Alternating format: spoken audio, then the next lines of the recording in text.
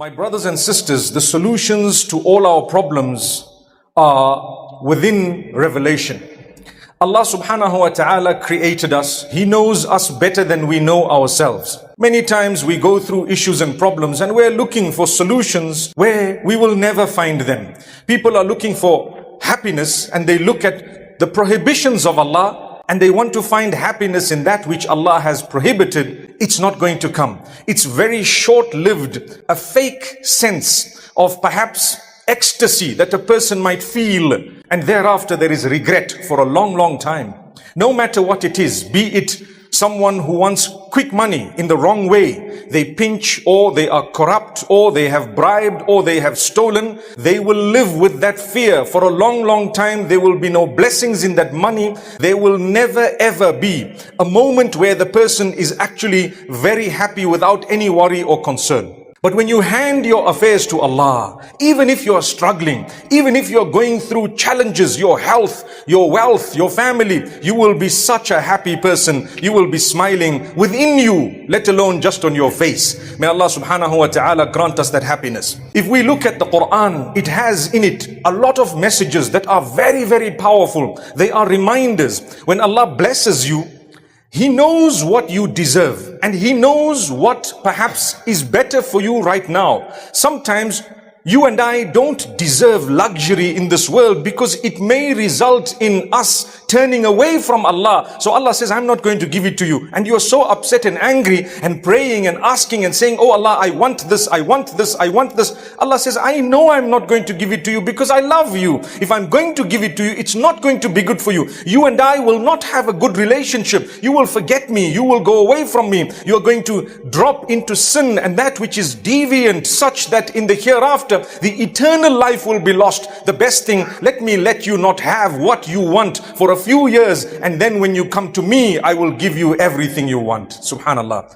But man, especially those who don't believe, كلا بل تحبون العاجلة وتذرون الآخرة. Allah says, nay, you love that which is right in front of you and you forget that which is to come, which is eternal. You love this worldly life such that in it you want what you want, but you are forgetting that the eternal life, you love this temporary life and you are forgetting that the eternal life that is to come is the reality. It is what you need to work for. What is your wealth going to do for you? Do you know that wealth, when it is given to you, is a very big test from Allah? Children, when they are given to you, they are a very big test from Allah. Listen to what Allah subhanahu wa ta'ala says in Surah Al-Anfal, verse number 27. يا أيها الذين آمنوا لا تخونوا الله والرسول وتخونوا أماناتكم وأنتم تعلمون. O you who believe, do not attempt to deceive Allah or to deceive His messenger. You won't be able to. You are deceiving yourself.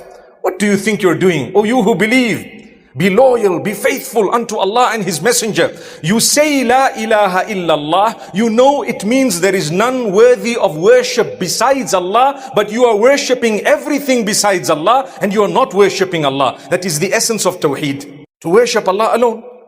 I bear witness, there is none worthy of worship besides Allah. Then I am worshipping everyone besides Allah and everything besides Allah. That is unrealistic, unacceptable. Then I say, the Prophet Muhammad, peace be upon him, is the messenger of Allah and his message means nothing to me. Subhanallah.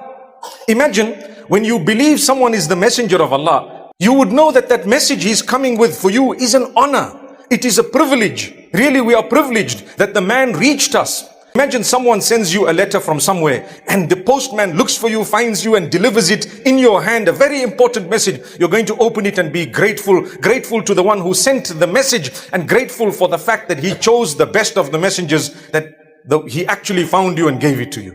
Honor. So the same applies. The Quran, the Sunnah of the Prophet ﷺ, it is an honor that it came to us through this blessed messenger. We are saying Muhammadun Rasulullah sallallahu alaihi wasallam. Muhammad is the messenger of Allah sallallahu alaihi wasallam. But do we really consider him a messenger? Allah says, don't deceive. Don't attempt to deceive Allah or His messenger. You are not going to get anywhere if you try that. And Allah says, do not betray. You know, the term khiyana refers to betrayal. Do not betray Allah or His messenger. Do not betray what you have been entrusted with, amana. Amana meaning a trust. Whatever you've been entrusted with, primarily the shahada that you hold, the deen, the faith that you have, don't betray, don't be fake. Be as genuine as possible. Where you have gone wrong, quickly make amends and understand this life is definitely a test.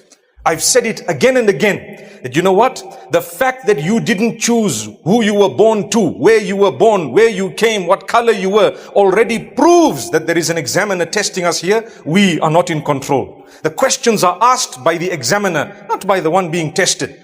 You choose very little. You actually choose how to respond to the situations you are put into by the examiner. Why are you black? Why is someone else white? Why is another person red? Why yellow? Because Allah wants to test you, that's all. If it was for you, each one would have chosen his own color or nationality. But Allah says, no. Will you respect each other? Will you reach out to each other? Will you understand that there is no value for a color besides just that it is a test from Allah, for you, for I, for every one of us? And the same applies to everything else. Your financial level, when a deal comes to your business, wallahi, it's a test. Allah wants to watch, is it going to make you arrogant? I promise you, when money comes quick, it is a very, very big test. Those who have not worked hard for their money, I would like to think the majority of them messes around with their attitude. It makes them think that they are ruling the world, and they don't understand Allah is the one in charge. They think they can do what they want because, as the elders used to say, the elderly used to say, they don't know how many 20s make 100. For them, it was just 120 and it was 100 for them. Subhanallah. Those who worked hard, they know how many ones make 100. May Allah make it easy, because they earned it one by one by one. But if you got 10,000 one shot, you don't even know. It's a test from Allah. I'm not saying they are bad in attitude, but I'm saying it messes with their attitude. It's a challenge. When you are a multi-billionaire and you can come and polish the shoes of someone else, wallahi, you are a man who is worth looking at. You are a man who has achieved because your money humbled you. It brought you down. When you are a powerful figure and you can still greet and talk to the people in a proper way, you are someone who in the eyes of Allah is trying to pass that test. If you don't have what you want and it turned you away from Allah, you are as big a loser as a person who has what he wants and it turned him away from Allah. The common factor is both of them turned away from Allah due to the condition they were put in. What's the difference? This man got so much, he forgot Allah. That man doesn't have what he wants, he forgot Allah. He's angry with Allah. So what's the difference? May Allah subhanahu wa ta'ala keep us happy. When Allah gives you, say Alhamdulillah. That is why on the day of judgment, a caller will call, where are those who used to praise Allah upon all conditions? Bring them forth. They deserve VIP treatment here. Those who used to praise Allah in good condition, in bad condition, it didn't change their relationship with Allah. It made them better. You ask me who is struggling. I tell you the richest of the lot are struggling more than the poorest. Those who have seen more money in their lives find it more difficult to adjust than those who never saw that money. Their life was always the way it is. May Allah subhanahu wa ta'ala make it easy for us. When you have, Allah wants to see, do you look at those around you who don't have and quietly reach out to them, empower them, look at them, give them, treat them well? That is building your hereafter. That is fulfilling the trust of Allah. Allah created people around you, not for nothing.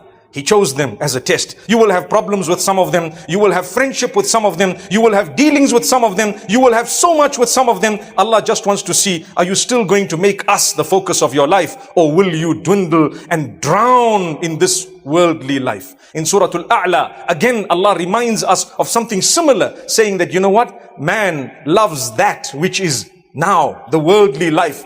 And he's prepared to pay as a price, the eternal life. You want comfort in this world. And what's the payment you're paying? The comfort of eternity. That's not worth it. A person who believes knows that that's not worth it at all. So let's look at the verse, the next verse. Verse number 28 of the same surah, Surah Al-Anfal, surah number 8 of the Quran. Allah subhanahu wa ta'ala says, we want you to know that your wealth and your children, your offspring, are just a test. They are a test. They are a trial for you. We have given them to you short term. Your children are not actually your children. They belong to Allah. Biologically, they are yours because Allah allowed you to enjoy the statement, they are mine. Yet, where were they prior to their birth? With Allah. Where will they be after they die? With Allah. So whose are they? They are Allah's, not mine. Temporary. For a few years, I can say, my son, my daughter. Allah says, hang on. actually our children. We have given this child to you. We're going to take the child away. 1 year old, 5 years old, 10 years old. We want to watch. When you have the child, will you help them dress modestly? Will you teach them about us? Will you help them grow in our obedience? Salah, muru awladakum bis salati wa hum abna'u sab'i sinin. The Prophet, peace be upon him, says at the age of 7 you should start instructing your children regarding prayer. Prior to that, they should watch you and pray without you saying a word, because we've kept it automatic within their nature that when they watch at an early age, they want to mimic that from Allah. That's Allah's plan. The child will mimic. Who created that? Allah.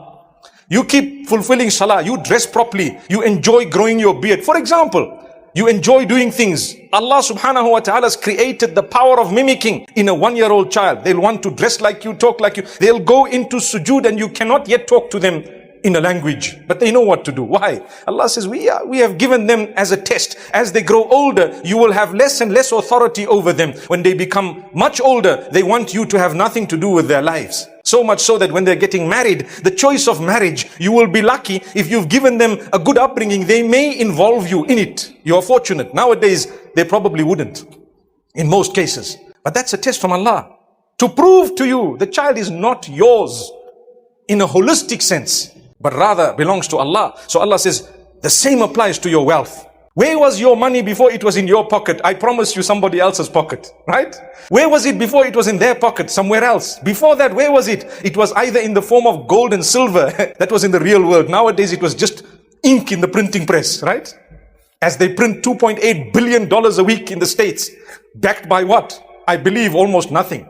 May Allah bless us and grant us ease. And then they pay it to you for having worked for 1 week. And you're so excited, you've seen the greenback. Brother, they just printed the paper. You are excited because for you, it holds value. In the eyes of Allah, it is nothing. Believe me, when you receive honor from an individual, it is more valuable than receiving money from them.